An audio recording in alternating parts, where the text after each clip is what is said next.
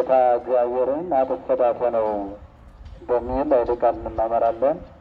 እግዚአብሔር በዚህ ኃይለ ቃል በመካከላችን ተገኝቶ እኔ የምናገርበትን የሚስጥር እንደዚህ ከፍቶ እናንተ ደግሞ የምትሰሙበትን ሰሚ ዝራ ልቦና ከፍቶ እንዲያስተምረን እንዲገስጸን የእርሱ መልካም ፈቃዱ ይሆንልን። ኃይለ ቃሉን ተጽፎ የምናገኘው በማቴዎስ ወንጌል ምዕራፍ 4 ከቁጥር 7 ላይ የሚገኝ ኃይለ ቃል ነው። ኃይለ ቃሉን የጻፈልን ከ12ቱ ሐዋርያት አንዱ ማቴዎስ ነው። ቃሉን የተናገረው በዘመነ ሥጋዌው የቃሉ ባለቤት ክርስቶስ ነው።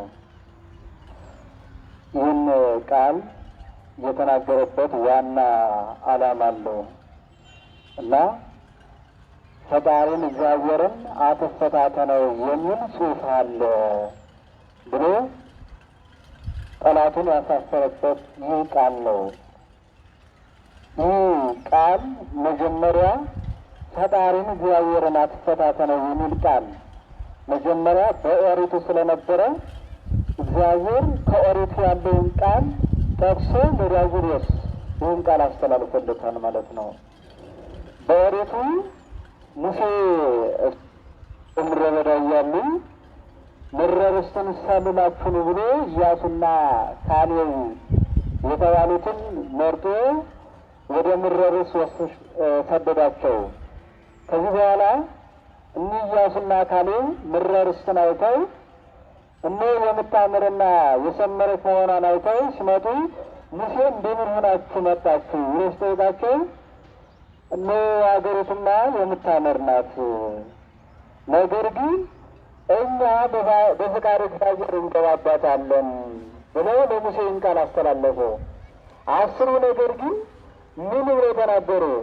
እኛ አሁን እንገባባታለን፣ ምን ያዘገየናል? ሙሴ ተነስ፣ ታቦተ ጽዮንንም አንሳ፣ ስለዚህ እኛ አሁን እንገባባታለን ብለው ይህን ቃል ሲናገሩ ሙሴ ምን አለ? ፈጣሪያችን እግዚአብሔር አምላካችሁን አትፈታተኑት ብሎ ሲናገራቸው እንዲህ ብለው ሄዱ። ከዚህ በኋላ ተሸንፈው በየድሩ በየሸለቆው ወድቀው በባህሩ ጠልቀው ቀሩ ይላል እና በዚህ ሰዓት ሙሴ እስራኤላውያንም እግዚአብሔርን አትፈታተኑት ብሎ ይህን ቃል ተናግሮት ነበረና እግዚአብሔር አምላክ ደግሞ በዘመነ ሥጋዌው ወንጌልን በሚያስተምርበት ሰዓት ምን ብሎ ተናገረ ማለት ነው? ለዲያብሎስ ምን አለው? እግዚአብሔርን አትፈታተነው የሚል ቃል ተጽፏል ብሎ ይህን ቃል ተናገረው። እንግዲህ ይህን ቃል የጠቀሰበት ክርስቶስ በዘመነ ሥጋዌው ሲያስተምር ነው። ሰይጣን ክርስቶስ 40 መዓልት 40 ሌሊት ከጾመ በኋላ ሰይጣን በ3 ነገር ተፈታትኖታል። ከእነዚህም መካከል በዚህ ስት ፍቅረ ነዋይ የሚባሉ ናቸው። በእነዚህም በትዕቢት ቢመጣበት በትሕትና፣ በስስት ቢመጣበት በትዕግስት፣ በፍቅረ ነዋይ ቢመጣበት እሱ ደግሞ ገንዘብን በመጥላት እግዚአብሔር ድል ነስቶታል እና ለዚህም ነው የጠቀሰው እግዚአብሔርን አትፈታተነው ብሎ ተጽፏል። መጀመሪያ ሰይጣን ምን አድርጎ መጣ ማለት ነው? 2 ድንጋዮችን ይዞ ወደ አባት መስሎ መጀመሪያ አባቱ አዳምን በመብል ምክንያት እንደነሳው እሱም ድል እነሳዋለሁ ብሎ ይህን ድንጋይ ዳቦ አድርገን እና እንብላ አለው። እግዚአብሔርም ምን አለው? ሰው በምግብ ብቻ አይኖርም፣ አካላዊ ቃል በተዋሃደው ይኖራል እንጂ ሰው በእግዚአብሔር ቃል ይኖራል እንጂ በምግብ ብቻ ሊኖር አይችልም ብሎ ድል ነስቶታል። ይህን ድል ከነሳው በኋላ ወንዙ ነሶድ ያዥል ወሰዶ ውስተ ቅድስት ሀገር ወአቀሞ ውስተ ተድባበ ቤተ መቅደስ ወደ ኢየሩሳሌም ወስዶ በመቅደሱ አንጻር አቆመው ነው። ከዚህ በኋላ አንተ ወመሶ ወደ እግዚአብሔር አንተ አማን ወደ እግዚአብሔር አንተ ቀኔ ጽምዞ ወተወረው ታይተ አንተ በእውነት የእግዚአብሔር ልጅ ከሆን ከዚህ ወደ ታች ውረድ አለው። መጀመሪያ በዮርዳኖስ እግዚአብሔር አብ በደመና ሆኖ ዝንቱ ውእቱ ወልድየ ዘአፈቅር ዘወቱ ሰመርኮ ለቱ ስምዎ የምወደው ልጄ ይህ ነው ስሙት የሚል ከእግዚአብሔር ቃል የእግዚአብሔር ልጅ መሆኑን እግዚአብሔር አብ ሲመሰክርለት ሰምቶ ነበረ እና በእውነት አንተ የእግዚአብሔር ልጅ ከሆን ከዚህ ወደ ታች ውረድ ብሎ ይህን ቃል ሲናገረው እግዚአብሔር ምን አለ ማለት ነው? አንተ አምላክ እግዚአብሔርን አትፈታተነው የሚል ቃል ተጽፏል ብሎ ለዲያብሎስ ይህን ቃል ክርስቶስ መለሰለት ማለት ነው። እንግዲህ ክርስቶስን በዚህ ዓለም ሁለት ነገሮች ናቸው እየፈተኑት። ሁለት ነገሮች እኒህ ምንና ምን ናቸው ከተባለ እንግዲህ እግዚአብሔር 22ቱ ስነ ፍጥረት ፈጥሯል። ከእነዚህ ደግሞ ከ22ቱ ስነ ፍጥረት በተለየ ደግሞ ሁለቱ ስነ ፍጥረት ደግሞ በተለየ ሁኔታ ከእነዚህ አብልጦ ፈጥሯቸዋል። እኒህ ምንና ምን ናቸው ከተባለ የሰው ልጅና መላእክት ናቸው። መላእክትን አይማርያን ለባውያን አድርጎ ፈጥሯቸዋል። የሰው ልጅ ደግሞ ከአራቱ ባሕርያተ ሥጋ ከአምስተኛ ባሕርየ ነፍስ ፈጥሮ በልጅነት አክብሮ በጸጋ አስጅቶ በመልካም ቦታ አስቀምጦታል። እንግዲህ እነዚህ መልካም አድርጎ የፈጠራቸው ፍጥረታት ማለት ሁሉም መልካም ነው። ነገር ግን በተለየ ደግሞ እነዚህን አይማሪና ለባው የሚያውቁ አድርጎ ፈጥሯቸዋል። ነገር ግን እነዚህ አይማሪና ለባው ከሌሎች ፍጥረት የተለዩ ሲሆኑ እግዚአብሔርን ደግሞ መፈተን አላቆሙ። እግዚአብሔርን ፈተኑት፣ አድርጎ ፈተኑት። ዲያብሎስ ምንድን አለ? ዲያብሎስን ምን አድርጎ ፈጠረ? ቁርበ መንጦላዕት አኀዜ ቁርበ እግዚአብሔር አኀዜ መንጦላዕት ሊቀ መላእክት አድርጎ ፈጥሮታል ነው የሚለው። እንዲሁም ቅዱስ ጳውሎስ ወደ ኤፌሶን በላከው መልእክቱን መጋቤ ነፋሳት ይለዋል። የነፋሳት ሁሉ ሹም ነበር ይለዋል ዲያብሎስን። እንዲህ አድርጎ ፈጥሮት እያለ መላእክት ማን ፈጠረን? እርስ በራሳችን ተፈጣጠርን ሲሉ ምን አለ እሱ? በሹመት መስሎት እኔ ፈጠርኳቸዋል። አያችሁ፣ እግዚአብሔርን ተፈታተነ። የሰው ልጅም በተመሳሳይ አምላክ ለመሆን አታድርግ የተባለውን ነገር አድርጓል። አሁን በእውነቱ እንዲሁ ከሌሎቹ አሳምሮና አስጅቶ የፈጠረው ፍጥረት አሁን ለክርስቶስ የሚገባው እየለው ነበር አይደለም ነበር።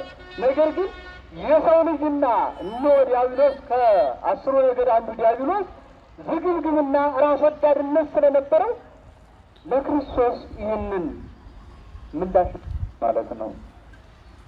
እና ዓለም ከተፈጠረ ጀምሮ እግዚአብሔር በሰዎች እየተፈተነ መጥቷል። በሰዎችና በዲያብሎስ እየተፈተነ መጥቷል። ዛሬም እየተፈተነ አለ። ሲቀጥል በአዳም ልጆች በቃየልና በአቤል አማካኝነት ቃየል አቤልን በመግደሉ ፈትኖታል። ሲቀጥል በኖህ ዘመን የነበሩት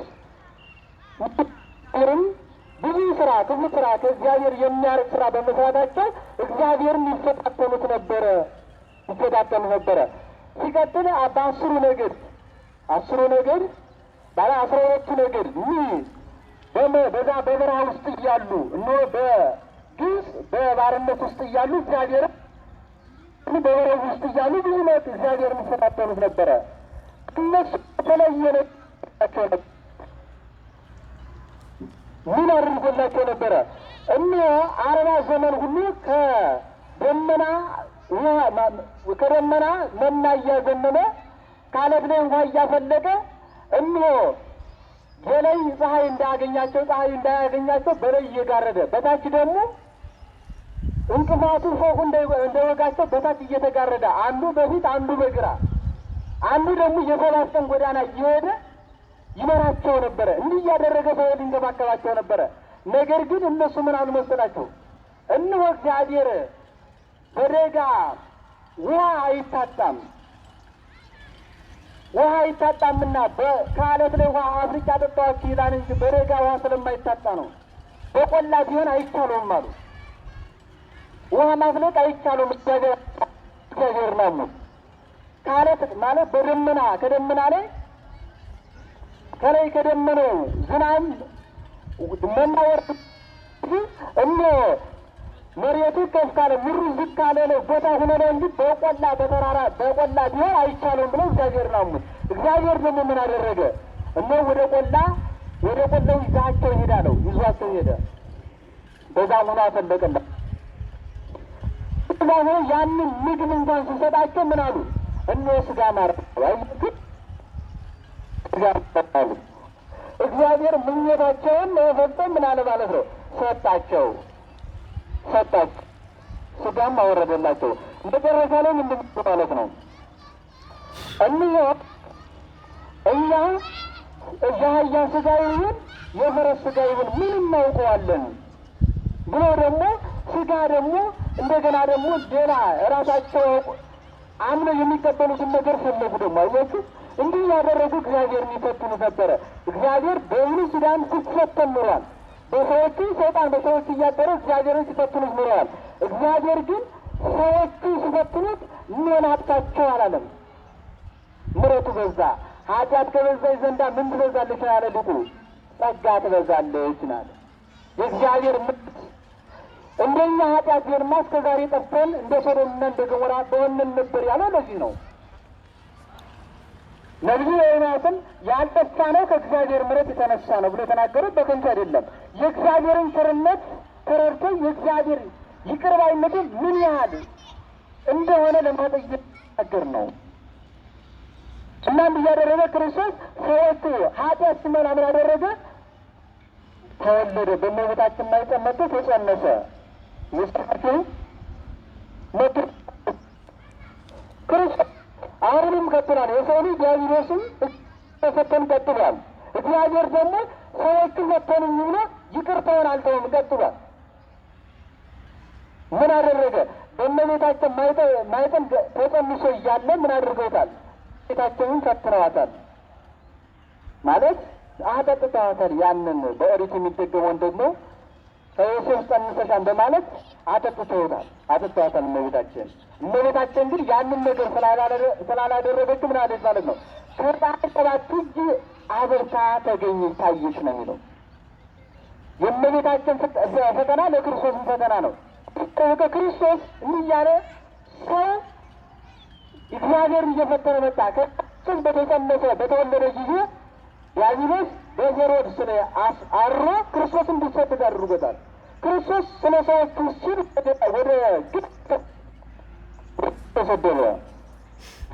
ከሰው ልጅ ከእግዚአብሔር ርቆ የነበረ የሰውን ልጅ እሱ ተሰዶ የሰው የተሰደደ አዳምን ለመመለስ የሰውን ልጅ ለመመለስ ክርስቶስ ወደ ገዳመ ቆሮን ወደዛ ወደ ግብፅ ተሰደደ።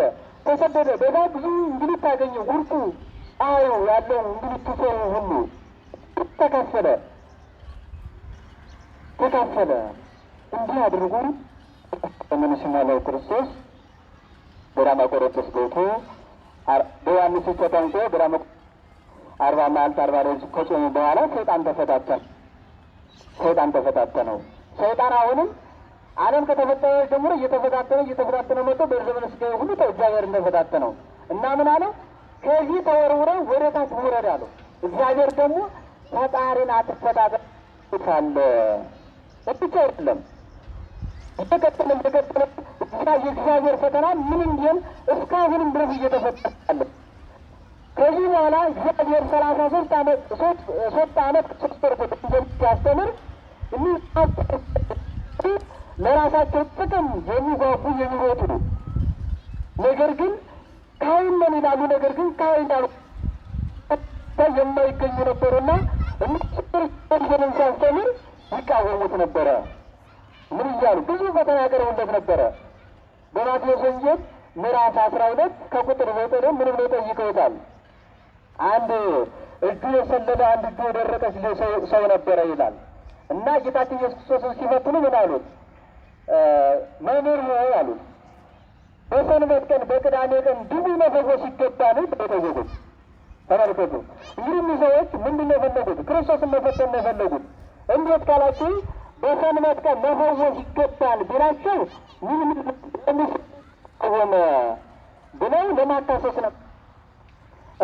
መፈወስ አይገባም ቢላቸው ይህ የእግዚአብሔር ወገን ነኝ ይላል። ነገር ግን የሰው ሕመም አያስጨንቀውም ብለው ክርስቶስን ለማሳጠፍ ነበረ። ክርስቶስ ደግሞ ምን አላቸው መስላል? ከእናንተ አንድ በግ ያለው ማን ነው? ያ በግ በሰንበት ቀን ቢወድቅ አገደል ከፈረፈር ቢገባ ያንን በግ ለማውጣት ምን ታደርጋላችሁ? ገደሉን ቆፍራችሁ ጉድጓዱን ምሳችሁ ታወጡት የለምን? ስለዚህ ለዛ ለበጉ ያንን ጉድጓዱን ምሳችሁ በሰንበት ቀን የምታወጡት ከሆነ እኛማ ሰውን ቢፈውስ ምን ችግር አለው? ምን ችግር አለው? ከተፈጥሮ በሕግ ተፈጥሮተ ሰብ ይሻላል ማለት ነው። ከበግ ተፈጥሮ የሰው መፈጠር ይበልጣልና ስለዚህ ይከውንቼ ገቢረ ሰናይ በሰንበት መስራት በሰንበት ይገባል ብሎ መለሰላቸው ማለት ነው። እነሱ ቅዳሜን ቀን በጣም ያከብሩ ነበረ። አከባበራቸው የየቅል ነው። ዓርብ ከሰዓት በኋላ ፀሐይን ቀና ብለው ካዩ በኋላ ያጠፉትን አይዘረጉትም፣ የዘረጉትን አያጥፉትም። የእኛ ግን በሰንበት ቀን መልካም ስራ መስራት ይገባል። ድውይ መጠየቅ፣ የታሰረ ማስፈታት መጠየቅ፣ እንዲሁም ደግሞ የሞተ መቅበር ይፈቀዳል። ስለዚህ እግዚአብሔር እንዲህ ይቻላል ብሎ እነዚህም ሰዎች መለሰላቸው ማለት ነው። እንዴት መለሰላቸው? በሰንበት መልካም ስራ ማድረግ ይገባል። እናንተ እንዲህ የምታደርጉ ከሆነ እኔስ እንዴት ሰው እግዚአብሔር የታመመን ሰው እንዴት በሰንበት ቀን አልፈውስም ብሎ መልሶላቸዋል። እንዲያደርጉ አሸነፋቸው። አሁንም በማቴዎስ ወንጌል ምዕራፍ 19 ከቁጥር 3 ላይ እንዲህ ብለው ፈሪሳውያን መጥተው ጌታችን ኢየሱስ ጠይቀውታል። መምህር አሉት። ጌታችን ኢየሱስ ሴት አትርስን ብሎ መፍታት ይገባል ብለው ጌታችን ኢየሱስ ክርስቶስን ጠየቁት። እንግዲህ መፍታት ይቻላል ቢላቸው ከዛ ሙሴ የጻፈው አለ። ሙሴ አዲያ ለምን እንዲሁ የጻፈ ሊሉ ነው። ከዛ ጌታችን ኢየሱስ ክርስቶስ ሲመልስ ምን አላቸው መሰላችሁ? እነሆ እግዚአብሔር ጥንቱን በኦሪት የተነበበውን አላነበባችሁምን? በኦሪት እነሆ አዳምን ወንድ ሔዋንን ሴት አድርጎ እንደፈጠራቸው አላነበባችሁምን? እነሆ እነሱ አንድ አካል ናቸው። ወንድ እናት አባቱን ጥሎ ይሄዳል፣ ሚስቱን ይከተላል። ቆላ ብትወርድ ቆላ፣ ደጋ ብትወጣ ደጋ። ሴትም በተመሳሳይ እናት አባቷን ጥላ ትወርዳለች። ቆላ ቢወርድ ቆላ፣ ደጋ ብትወጣ ደጋ ቢወጣ ደጋ አብራ ትወጣለች። ስለዚህ እነሱ አንድ አካል ናቸው፣ አንድ ስጋ ናቸው። እግዚአብሔር አንድ ያደረገውን ሰው አይለየውም፣ አትለይ ብሎ እግዚአብሔር ይህን ቃል ሲመልስላቸው ምን አሉ መሰላችሁ? ይሄ ለምን እንዲህ ብሎ ጻፈ? እነሆ የሰሰነች ሴት እነሆ በደሏን የሚናገር ደብዳቤ ጽፎ ይፍታት ብሎ ጽፎ የለምን ብሎ ጠየቁት። ጌታችን ኢየሱስ ክርስቶስ ምን መለሰላቸው? ተረክሞ በእንተ ሕሊና ልብክሙ ተደጉ አንስተ ያክሙ። ሙሴ ሲያዘዛችሁ ስለ እናንተ ክፋት እንጂ እንዲሁ ነው አይደለም አላቸው። እንዴት ካላችሁ አንድ ወንድ ለአንድ ሴት ነበረ እና ባሏ የሞተባት በፈትል የምትቃጠል ሆነች። ወንዱ ሚስቱ የሞተበት በፈትል የሚቃጠል ሆነ። ያን ጊዜ ሙሴ ለሕዝቦቹ በመራራት ወደ እግዚአብሔር አመለከተ። ከዚህ በኋላ እግዚአብሔር ምን አለው? ሙሴን እነሆ ባል የሞተባት እነሆ ታግባ፣ ሚስትም የሞተበት ታግባ አለው። ያን ጊዜ ያን እንደዛ አድርጎ ሕግን ሲሰጠው በተጣሉ ጊዜ ወንዱ ልቧን እያሸ የሚገላት ሆነ። ሴቲቱ ደግሞ ለባሏ መርዝ እየሰጠች እነሆ ስራ እያጠጣች መድኃኒት እያጠጣች እያበላች የምትገለው ሆነ ይላል። በዚህም ምክንያት እግዚአብሔር ተናግሯል እንጂ እነሆ ሰነፈች ደረቀች ብሎ ያለ ዝሙት ሴትን መፍታት ተገቢ አይደለም። ወለሊሁ ረሰያ ዘና እነሆ ሳትሰስን ሰነፈች ደረቀች ሙያዋ እንዲሁ አያምንም ብሎ መፍታት ተገቢ አይደለም ብሎ መለሰለት። በእውነቱ አሁንም ቢሆን ሴት ልጅ ሳትሰስን በዝሙት ካልሆነ በስተቀር ሰነፈች ወጡ አያምር ወይም ደግሞ እንጀራ አያምር ብሎ መፍታት አይቻልም። በመጽሐፋችንም ቢሆን እንዲሁም ይህ ሴት ልጅ ያላግባቡ መፍታት፣ ሴት ልጅ ባሏን ያላግባባ መፍታት፣ ወንድ ደግሞ ሚስትን ያላግባቡ መፍታት የመጣው ከዚህ ከግራ አመድ ጀምሮ ነው። እንዴት ከተባለ የክርስትና ሃይማኖት የመከራ ዘመን ስለነበረ በጣም ክርስቲያኖች የሚጨነቁበትና ብዙ ስቃይ ይጠናባቸው ስለነበረ ከዛ ወዲህ ሚስትና ባል ያለ አግባብ የሚፋቱ ሆነዋል። ይህም ብቻ አይደለም፣ ቄስም ለቄስ ክብር አለመስጠትን፣ ሌላ ክርስቲያኖች ጥሬ ስጋን ራሱ መብላት የጀመሩት በዛን ጊዜ ነው። በመጽሐፍ ቅዱስ ክርስቲያን የሆነ ሰው ጥሬ ስጋ መብላት አይችልም። ለምን ከተባለ በዛ በግራኝ አመድ ዘመን ክርስቲያኖችን ያሳድዳቸው ስለነበረ ክርስቲያኖች ወደ ዱር ይሰደዱ ነበረ፣ ወደ ገዳም ይሰደዱ ነበረ። እግዚአብሔርን አንክድም፣ ፈጣሪያችን አንክድ፣ ሃይማኖታችን አንለውጥም፣ ማተባችን አንበጥስም ብለው ወደ ዱር ሲሰደዱ በዛን ሰዓት ቀለብ ስላልነበራቸው የዱር አራዊት ይበሉ ነበር። የዱር የሚበሉትን እንስሳ ይበሉ ነበረ እና ስጋ ጠብሰው ሲበሉ ምን ያደርጉ ነበር? ጢሱ ስለሚወጣ ያንን ጠላት እየሄደ እየገደላቸው አስቸገራቸው። በዛን ሰዓት እነሱ ምንም አማራጭ ስለሌላቸው ጥሬ ስጋ መብላት ጀመሩ ይላል። ከዚያ ወዲህ ነው ክርስቲያንም ስጋ መብላት ጥሬ ስጋ መብላት የመጣው ይላል እና ሴትን ማንኛውም ቢሆን ሰነፈች ደረቀች ብሎ መፍታት አይገባል በመጽሐፍ ቅዱስ እና እንዲህ ብለው ጠየቁት። ከዛ ጌታችን ኢየሱስ ክርስቶስ አይቻልም ብሎ ጠየቃቸው። አሁንም ቀጠሉ። በማቴዎስ ወንጌል ምዕራፍ 21 ከቁጥር 23 ላይ ምን ብሎ ጠይቀውታል? እንሆ እንዲህ ብሎ ፈትነውታል እግዚአብሔርን፣ አንተ የምታስተምር እንሆ ገበያ የምትፈታ ከካህናት ወገን አይደለ፣ ከነገሥታት ወገን አይደለ፣ ከመሳፍንት ወገን አይደለ። ስለዚህ አንተ እንዲህ የምትቃወመውና ሌሎችን ሁሉ ገበያ የምትፈታ በምን ስልጣን ነው? ስልጣን ለአንተ ማን ሰጠህ አላቸው ብለው ጠየቁ ጌታችን ኢየሱስ ክርስቶስ። ጌታችን ኢየሱስ ክርስቶስ ምን አለ? እኔን እስአለክሙ አሐተ ቃለ እምከመ ነገርክሙኒ፣ እነሆ አንድ ጥያቄ ጠይቃችኋለሁ፣ ይህን ቃል ተነገራችሁኝ እኔም በማን ስልጣን እንደማደርግ እነግራችኋለሁ አላቸው። ጥምቀቱ ለዮሐንስ ማይቴ ውእቱ እምሰማይኑ ወእምኀበሰብ፣ የዮሐንስ ጥምቀት ከሰማይ ነው ወይስ ከሰው ብሎ ጠየቃቸው። ያን ጊዜ ራሳቸው እንዲህ ብለው ተመካከሩ። ከሰማይ ነው ብንለው ለምን እንግዲህ አልተቀበላችሁትም ይለናል። ከሰው ነው ብንለው እግዚአብሔር ሕዝቦቹ ዮሐንስን እንደ ነቢይ ያዩታልና ስለዚህ በድንጋይ ወግረው በእሳት አቃጥለው በድንጋይ ሕዝቡ ቢወግሩ እንስሳ ብለው እኛ ከየት እንደሆነ አናውቅም አለው። እኔም በማን ስልጣን እንደምነግራችሁ እንደማደርግ አልነግራችሁም ብሎ ተቀርቶ ይላል እና ብዙ ጥያቄ ብዙ ነገር ያመጡለት ነበረ። ጌታችን ኢየሱስ ክርስቶስ ግን ያን ፈተና ሁሉ ተቋቁሞ ያሸንፋቸው ነበረ። በዮሐንስ ወንጌል ምዕራፍ 8 ላይ ከቁጥር 3 ላይ እንደምንመለከተው አንዲት የተወሰነች ሴት ወደ ክርስቶስ ክርስቶስን አገኙ ይላል። ያችን ሴት ወደ ክርስቶስ ይዘዋት መጡ። ለፈተና ነው፣ ክርስቶስን ለመፈተን ነው። ክርስቶስን ለመፈተን ያችን ሴት ወደ ክርስቶስ አመጧት ይላል። ክርስቶስ ከዚህ በኋላ መጡና ወደ ውስጥ አገቧት። ወደ ውስጥ አገቡና መምህር ይህች ሴት ክርስቶስን አግኝተናታል። ስለዚህ ይህች ሴት በሙሴ ሕግ ደግሞ በድንጋይ ተወግራ በእሳት ተቃጥላ ትሙት የሚል ሕግ አለን ክርስቶስን የተገኘች። ስለዚህ አንተ ምን ትላለህ አሉ። ተመልከቱ፣ ይህ ምን ብለው እየፈተኑት ነው። በድንጋይ ትወገር ቢል ቢላቸው ኑሮ እነሆ የእግዚአብሔር ልጅ ነው ይላል። ነገር ግን የሰውን ጭንቀት ለሰው ርኅራኄ የለውም። አይቻልም ቢላቸው ደግሞ ምን የሙሴን ሕግ ተቃወመ ብለው ለማካሰስ ነበረ ፈተነው። ከዚህ በኋላ ምን አለ ጌታችን? ራሱን ወደ ታች አዘነበለ። ከዛ ተመልክቶ አያቸው። ከዛ ምን አለ መሰላችሁ? ባጭር ነው የምነግራችሁ።